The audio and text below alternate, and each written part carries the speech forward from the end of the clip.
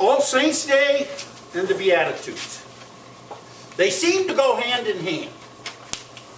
I think I always remember that All Saints' Day, we used to hear those verses every year. And if you go to funerals, which we all have from time to time, those words, that gospel text is many times used. Because on this day, many times, we will celebrate the saints triumphant, those who have gone before us and are now with the Lord eternally. However, we are the saints militant.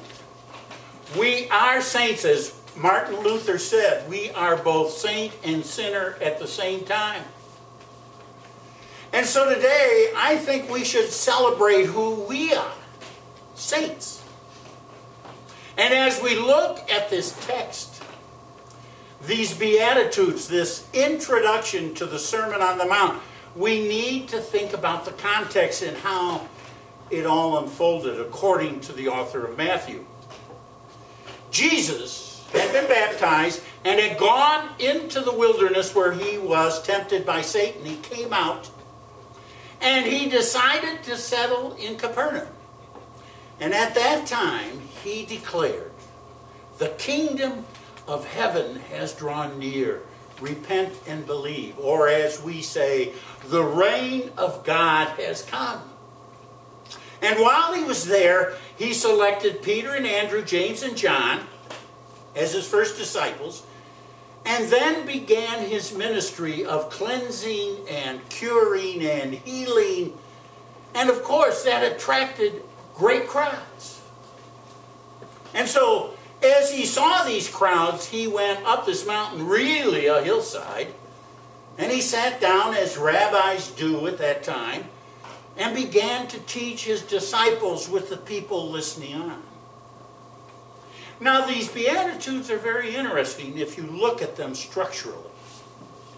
This poem kind of thing that Jesus said, or the author shaped.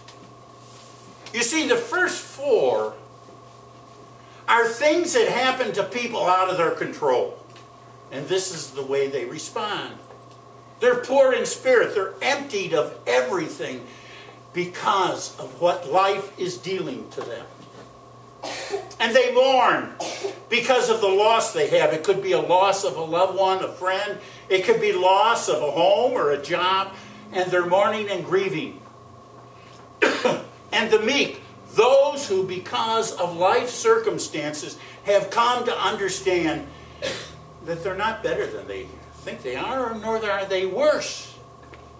They are who they are, and they accept that. And then there are those who thirst, and you could say righteousness, but another word is thirst for the will of God. They see what's happening around them, and they just wish that God's will would be done rather than what's being done in the world. Now, I don't know about you, but all of those things have happened to me. And the first thing I'd like us to think about is that word blessed. Because you think, again, as I have, there are things that happen in life that are wonderful. For example, Frankie and I may go visit one of our children and see their children and how things are going so well, and we'll say, "My, aren't they blessed?" Or living in Jonesboro, we have come to realize what a blessing that is to live here. Jesus reminds us we're blessed, period. It's not because of any conditions or experiences that happen to us. We're blessed because He loves us. And that's why Jesus is pointing out those who have poor in spirit, and those who mourn, and those who are meek, and those who are thirsting for righteousness. They're blessed. And the other message that Jesus is saying, look folks, I have come to declare that the reign of God is drawing near. And the reign of God is nothing like the world. It is totally upside down. That the reign of God God looks at things and rules in a totally different way. And then the other four, there are conditions, but they're God's conditions, not ours. And if you look at those four, you see that those who are merciful are responding to those who might be poor in spirit, might be those who are mourning, and they will receive mercy. And those who are pure in heart, another way to say that is that they're open to the presence of God in their life and they see God. And by seeing what God is about, they respond to people who may be meek, who may be thirsting for God's will, who may be poor in spirit. And the peacemakers, they are those who yearn for conflict to end no matter what it may be. Whether it's personal conflict in a family, or it's personal or it's a neighborhood conflict, or even in a national or international way. And that's a lot of times why we thirst for righteousness or thirst for God's will, isn't it? Or that we sense we're meek or we're mourning because of this constant conflict that's going on. And then there are those who are willing to seek God's will no matter what the cost. And Jesus says, theirs is the kingdom of heaven. Now look at the two fours. I think we've all been to the first four. And I would think the other four are those what God calls us to do and to be to respond to the first four. Well, if we've all been there, then what we're doing is being in relationship with one another. What we're doing is feeding one another as we are either emptied of ourselves or we see God, and we share and support one another as we walk this human journey. But there's one other. There's that ninth one. And that is totally different. And the other ones, notice that he says these in general ways. But at the end he says, blessed are you when people revile you and persecute you and say all kinds of evil things about you falsely on my account. Now, if you're like me again and you look at this, you'll say, well, I'm living in America. I'm not persecuted.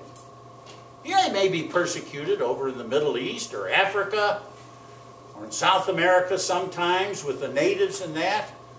But I'm in fine shape, and just kind of goes over our heads. But how many of us share a relationship with God? Now, if you're like me, I'll tell people, I'm a Lutheran. That's easy. Or I'll tell people, yeah, I worship on Sunday and it's a great place. And you might tell them that, and I've heard some people say, oh, you should hear Pastor preach. Yeah, I understand that. Those are safe comments. Or we like the worship service, experience it. But how many of us, and I include me, share our personal relationship with God? And what it means to be in relationship and to understand, even to share what it means as a Lutheran, that we are justified by faith through grace. That it's nothing we do, but God has done it all for us through Jesus Christ. Now, we might not be persecuted in the way that it is in the Middle East, but I'll bet it enters our head. Those people will think I'm weird if I start talking like that. Or those people might shun me because I'm saying something that makes them uncomfortable. Or something else like that. You see, in our mind, we will be persecuted if we share that true faith and relationship with Jesus Christ. But why shouldn't we? If we're free.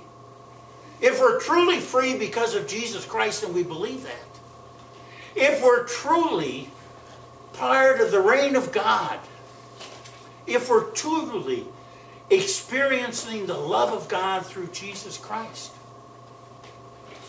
aren't we blessed no matter what we do? And don't we know that the reign of God is truly, truly drawing near?